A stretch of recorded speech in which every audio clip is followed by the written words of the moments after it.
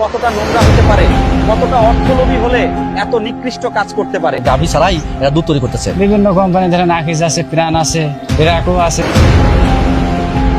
সবাইকে প্রাকৃতিক শুভেচ্ছা। প্রথমেই প্রাকৃতিক হাটের এই পর্বটি শেয়ার করে দেবেন, যাতে আপনি সচেতন হতে পারেন, পুরো দেশের মানুষ সচেতন হতে পারে। আজকের যে বিষয়টি তা অত্যন্ত ভয়াবহ, বিশেষ করে শিশুদের জন্য। মাত্র দুদিন আগে পাবনাতে আবারও ধরা পড়েছে বড় একটি চালান, যেখানে গাভী ছাড়াই তৈরি হচ্ছে দুধ। কিভাবে সম্ভব? সব সম্ভব দেশ বাংলাদেশ, যেখানে অসম্ভব বলে কোনো কথা নাই।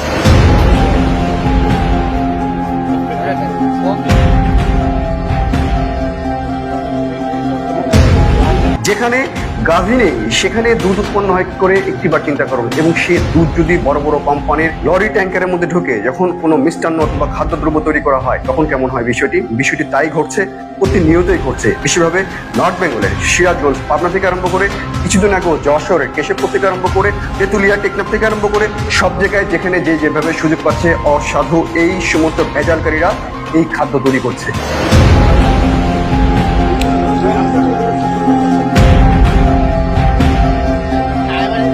সম্পূর্ণ কেমিক্যাল, জেলি আর তেল দিয়ে এই দুধ তৈরি করে বাজারে এরা বিক্রি করছে, যা খেলে আপনার মৃত্যুও হতে পারে। নকল দুধ ব্যবসায়ীকে জরিমানা এবং জেল দিয়েছে ভ্রাম্যমাণ আদালত। একটিবার চিন্তা করুন, যে দুধ আপনি আপনার শিশুদের জন্য কিনছেন, সেই দুধের মধ্যে যদি এরকম রাসায়নিক মিশ্রিত কোন রকম গাভী, অর্থাৎ প্রকৃতির জীবন্ত একটি প্রাণী থেকে উৎপন্ন হওয়া কোনো দুধ ছাড়াই দুধ খাচ্ছেন, আপনার শিশু অথবা আপনার পরিবারের অন্য সদস্যদের অবস্থা কি হবে? অনেক বড় প্রশ্ন। তাই বলি কি আমরা দুধ খাবো না? আমি সবসময় বলি প্রাকৃতিক হাট থেকে আমরা সবসময় সবকিছুই খাবো, কিন্তু চোখটা, নাকটা, কানটা খোলা রেখে খাবো। কেননা আপনার চোখের সামনে, আপনার আশেপাশে ঘুর ঘুর করছে সেই ভেজালকারীরা, সেই প্রতারকরা, এবং সেই প্রতারকদের কাছ থেকে আপনি যেন আর প্রতারিত না হন, সেই জন্য আপনাকে সজাগ হতে হবে।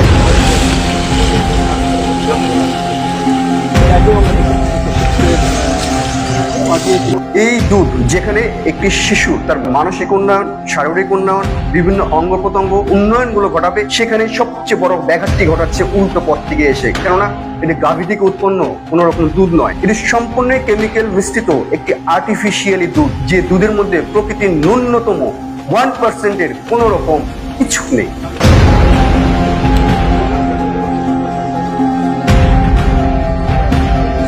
মৃত্যুও হতে পারে। আপনি মরলেন না বড় রোগে আক্রান্ত হলেন, সেটা এদের দেখার বিষয় নয়। এদের দরকার টাকা।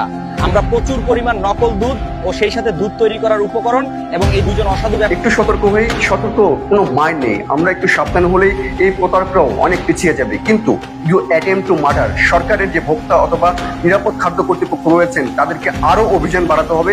এইটুকু দেখে কিছু হবে না। আর তাদের অভিযানের পাশাপাশি সবচেয়ে বড় জিনিস হলো আমাদের সচেতন হতে হবে। আমরা অসচেতন থাকলে আমাদের সাথে প্রতারণা করবে, এদিকে আমাদের দৃষ্টি রাখতে হবে। আজ এই পর্যন্তই। সবাইকে প্রাকৃতিক শুভেচ্ছা। তবে সে সাথে প্রাকৃতিক হাটের এই পেজটিকে আপনারা শেয়ার দিয়ে, লাইক দিয়ে সামনে নিয়ে যাবেন। কেননা আপনি সচেতন হবেন, সবাইকে সচেতন করবেন। প্রাকৃতিক হাট সবসময় নির্ভেজাল কথা বলে। সবাইকে প্রাকৃতিক শুভেচ্ছা।